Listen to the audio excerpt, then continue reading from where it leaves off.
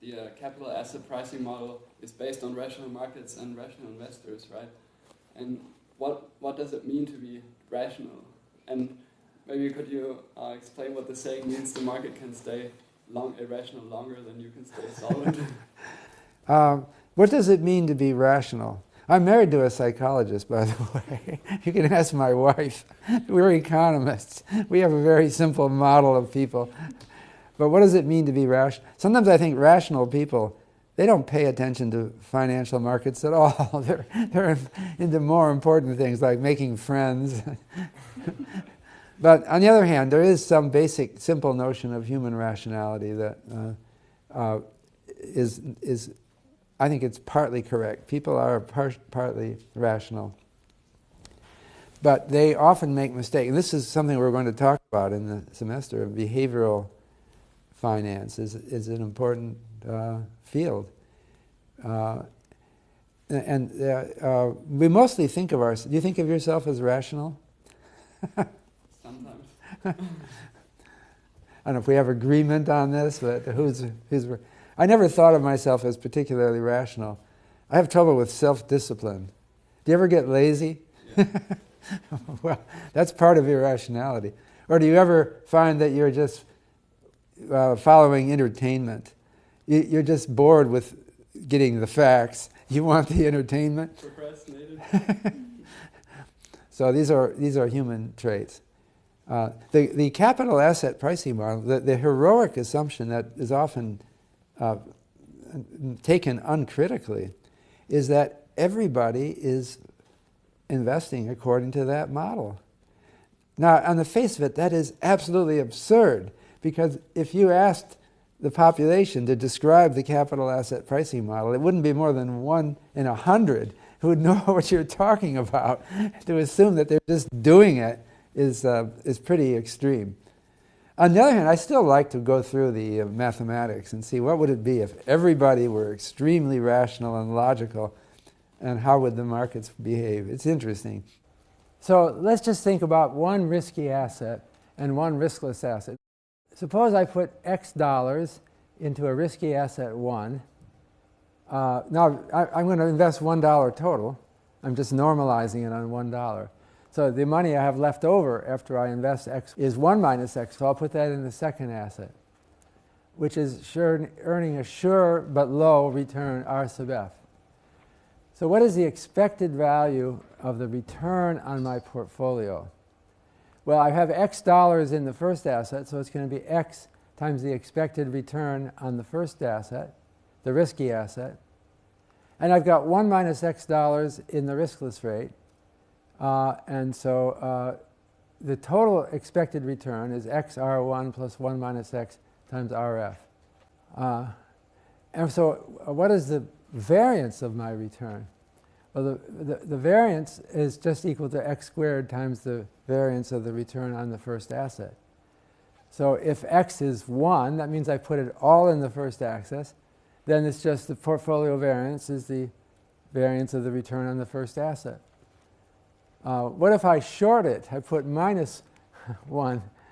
If I short it, that wouldn't be, it doesn't sound like a smart move, generally, on average, shorting the stock market and investing in the riskless asset. But I could do that. I could make X equal minus 1, and then I would have $2 invested in the riskless asset. My portfolio variance would be the same, but I'd be on the wrong end of it, right? I would be, assuming that I've got my numbers right, I would be shorting the high return asset and investing in the low return asset. So, and having the same risk anyway.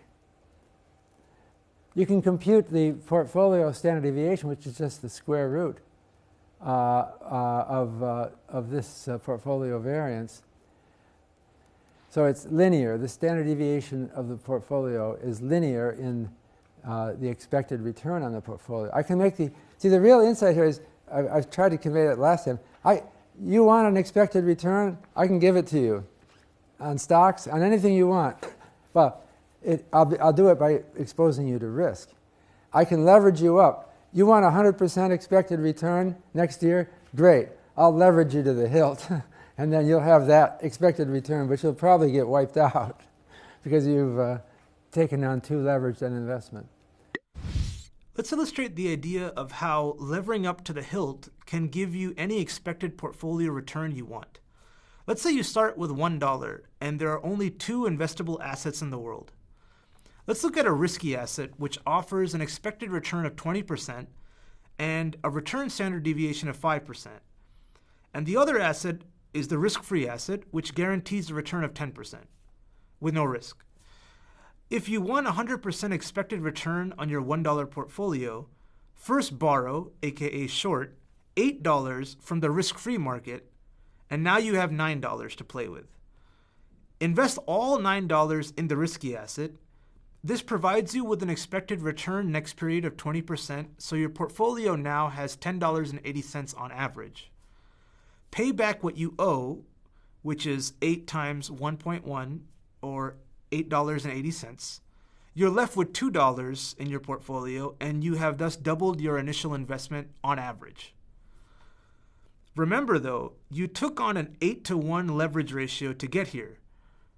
Using the formula, the standard deviation of your portfolio return was 9 times 5%, or 45%. If the risky asset realized any return less than negative 2.2%, which is half of one standard deviation away from the mean, you would have had to file for bankruptcy. But we're not going to worry about being wiped out here. We're just worrying about what your return will be. Now, suppose we move from just one risky asset to 2 risky assets. Now, I want to put $x1 in risky asset 1 and 1 minus $x1 in risky asset 2. What is the portfolio expected return? Now I'm not putting anything into the riskless asset. So now I have 2 risky assets. The expected value of the return on my portfolio is equal to x1, which is the dollars I put in asset 1, times the expected return on asset 1, plus 1 minus $1. Then what is the variance of this portfolio? It turns out this is the formula. The variance of the portfolio is x1 squared times the variance of the return on the first one, plus 1 minus x1 squared times the variance of the return on the second risky asset, plus 2x1 times 1 minus x1 times the covariance of the returns. Now the covariances matter because if they covary positively, that makes them interact in a positive way, increasing variance. So positive covariance is bad for your portfolio. It raises the variance of your portfolio. Negative covariance is good. If you can find 2 risky assets that move opposite each other or tend to move opposite each other, then their covariance is negative, and this thing reduces the portfolio variance. So what we're doing with the CAPM is we're moving beyond Mr. Crumb's day. We now have statistics, okay? And so I'm imagining here that you are managing a portfolio and you have historical data on the returns of the different assets that you can put into the portfolio. So you've calculated what the expected return is for the first asset, the average historically for its return. You've calculated what the expected return on the second asset is. You've taken an average. You've also computed the variances of their returns, so you know how variable they are, and you've even calculated the covariance of the returns. Now you might question whether covariances, variances, expected values that I estimated historically will continue to be true in the future. Maybe things are different now. But at least as a first exercise, it sounds like this is something we should understand, doesn't it? It's a first guess. We'll assume that these variances are going to be stable through time. So I want to know what I should do if I assume they are stable through time. That's the key idea. And that had not been worked out until Harry Markowitz developed the capital asset pricing model in the early 1950s.